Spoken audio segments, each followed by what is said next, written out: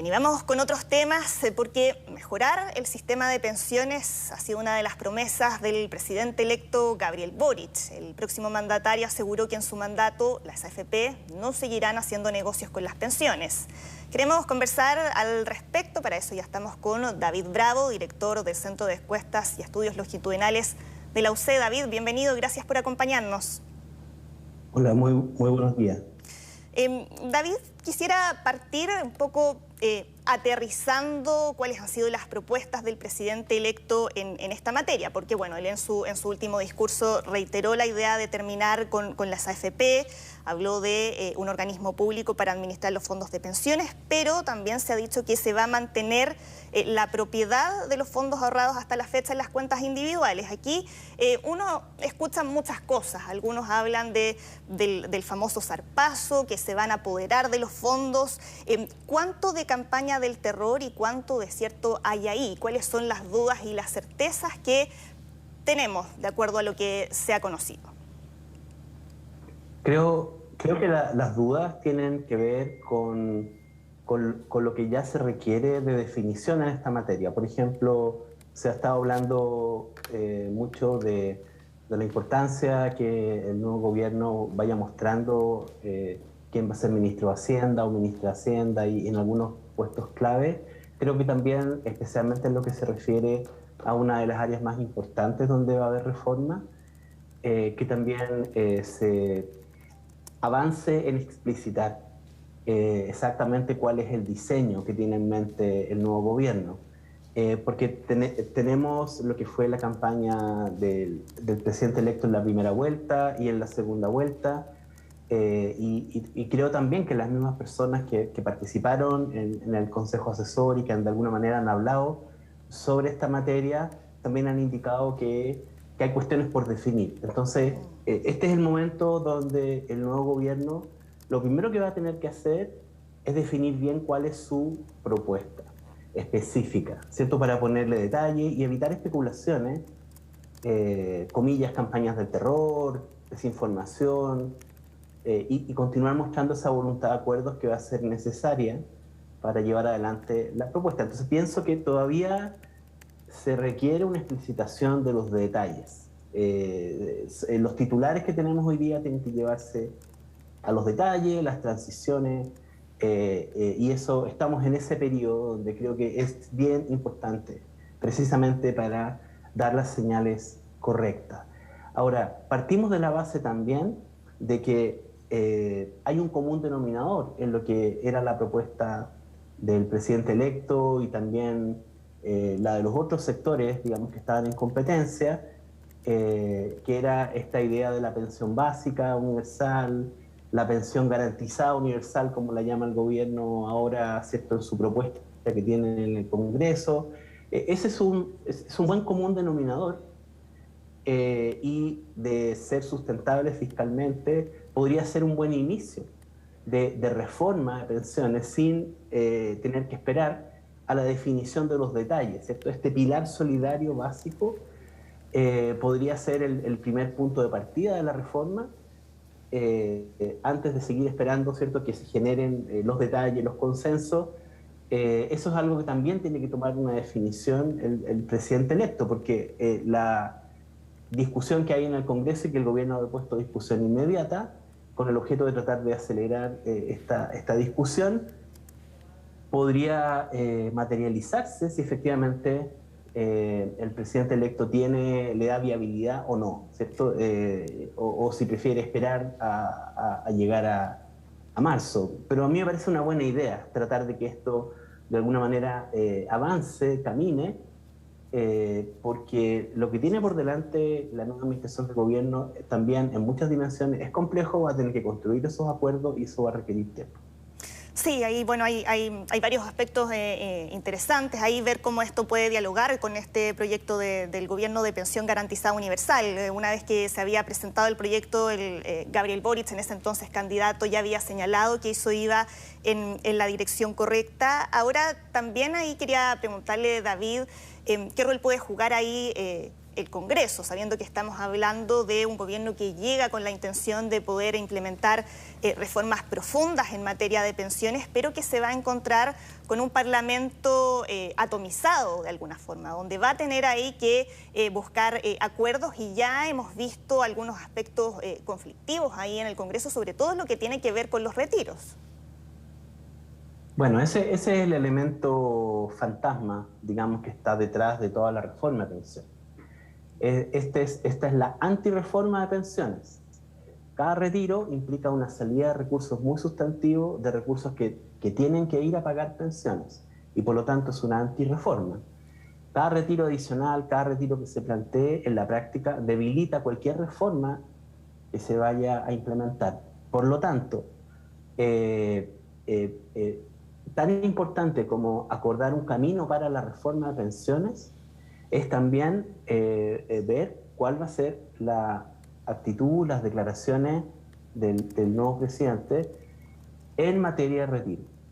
Y en ese sentido va a ser muy importante hablar claramente, creo yo, respecto de la inconveniencia de seguir con los retiros, porque eso efectivamente se va a traducir en una situación que va a ser muy, muy contradictoria y compleja para la propia reforma. Por lo tanto, van a estar ocurriendo ambas cosas, y debemos todos suponer, de hecho ya está ocurriendo, que los parlamentarios aquí, lo mismo que han impulsado los retiros, no van a dar tregua en esta materia y van a seguir haciendo planteamientos de retiro ahora en estos días, antes de que asuma Gabriel Boric como presidente, y probablemente a las pocas semanas de que asuma, ¿cierto? Entonces, yo creo que se puede, claro, se puede tratar de no mencionar el tema y hablar de otras cosas, pero hay un momento en el cual se va a tener que ser muy claro respecto de la inconveniencia de esos retiros.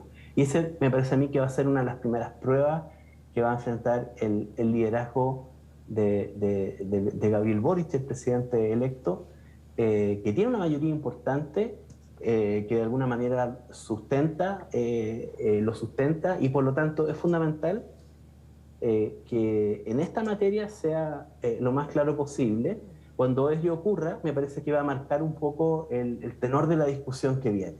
Entonces, tanto como estar mirando quiénes van a conducir su equipo económico, esta es otra cosa que vamos a tener que estar todos mirando.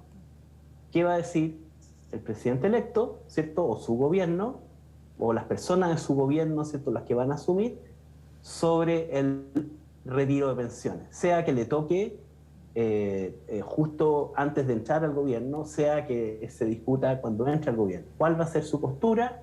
Su postura va a ser la que tuvo como parlamentario, ¿cierto?, lo cual sería tremendamente preocupante. Su postura va a ser ya más como un presidente electo, ¿cierto?, que básicamente tiene que mirar hacia adelante y tiene que hacer una reforma para todo el país y que tiene que ser sustentable para los próximos 70 años, un desafío enorme. Sí, de hecho ya hay parlamentarios que han planteado la idea de un quinto retiro y que le están pidiendo al presidente electo ahí tomar determinaciones en esa materia. Ahora, el hecho de que eso se plantee cuando ya no estamos dentro de un año electoral, que ya acabamos de tener nuestra última elección de este año, ¿podría influir o tener ahí en alguna injerencia en tratar de ya poder cerrarle la puerta a los retiros? Sí, y pienso que es el presidente electo quien tiene en esta materia la palabra.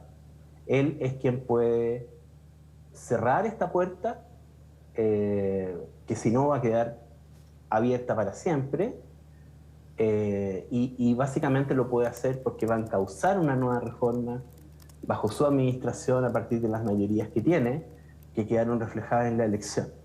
Esa es la oportunidad que tiene.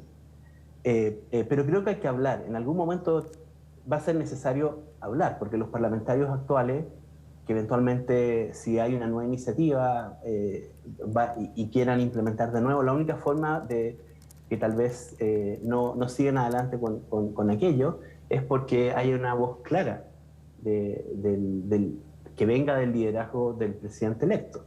Entonces, aun cuando esto ocurra antes en el actual Congreso, eso se podría detener si es que hay una voz clara al respecto.